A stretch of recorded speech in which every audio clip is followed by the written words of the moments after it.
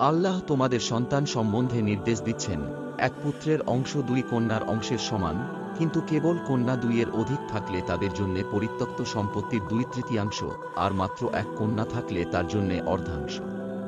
তার সন্তান থাকলে তার পিতামাতা প্রত্যেকের জন্য পরিত্যক্ত সম্পত্তির 1/6, সে নিঃসন্তান হলে এবং পিতামাতাই উত্তরাধিকারী হলে তার মাতার জন্য 1/3, তার ভাই বোন থাকলে মাতার জন্য 1/6।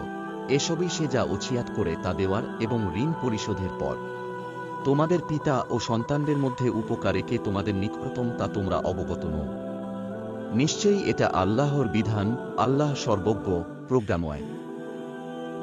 তোমাদের স্ত্রীদের পরিত্যক্ত সম্পত্তির অর্ধাংশ তোমাদের জন্যে, যদি তাদের কোনো সন্তান না থাকে, এবং তাদের সন্তান থাকলে তোমাদের জন্যে তাদের পরিত্যক্ত সম্পত্তির 1/4, তাদের ওসিয়াত পালন এবং ঋণ পরিশোধের পর।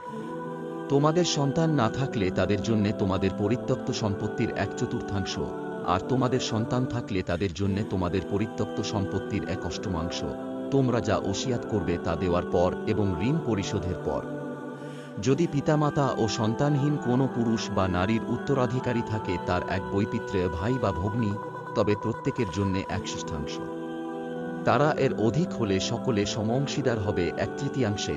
এটা যা ওসিয়াত করা হয় তা দেওয়ার এবং ঋণ পরিশোধের পর, যদি কারো জন্যে ক্ষতিকর না হয়। এটা আল্লাহর নির্দেশ, আল্লাহ সর্বজ্ঞ, সহনশীল। এইসব আল্লাহর নির্ধারিত সীমা। কেউ আল্লাহ ও তাঁর রাসূলের আনুগত্য করলে আল্লাহ তাকে দাখিল করবেন জান্নাতে, যার পাদদেশে নদী প্রবাহিত, সেখানে তারা স্থায়ী হবে, এবং এটা মহাসাফল্য। যে কেউ আল্লাহ ও রসূলের অবাধ্যতা করে এবং তার সীমা অতিক্রম করে, তিনি তাকে আগুনে প্রবেশ করাবেন। সে সেখানে চিরকাল থাকবে। তার জন্যে রয়েছে অপমানজনক শাস্তি।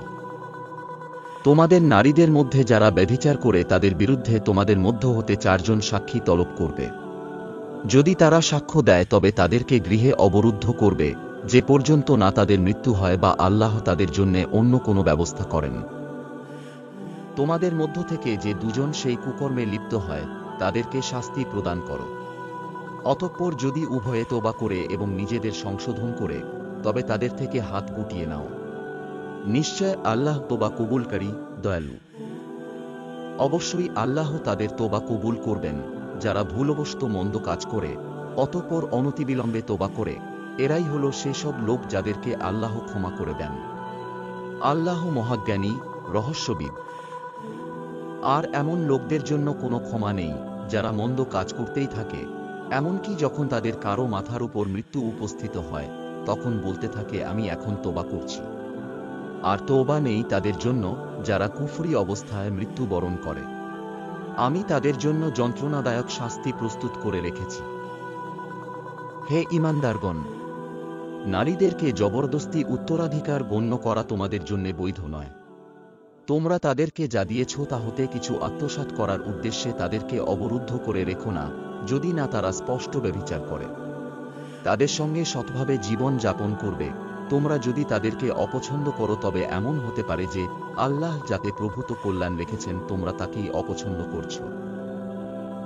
যদি তোমরা এক স্ত্রীর স্থলে অন্য স্ত্রী পরিবর্তন করতে ইচ্ছা করো এবং তাদের একজনকে প্রচুর ধন সম্পদ প্রদান করে থাকো, তবে তা থেকে কিছুই ফেরত গ্রহণ করো না।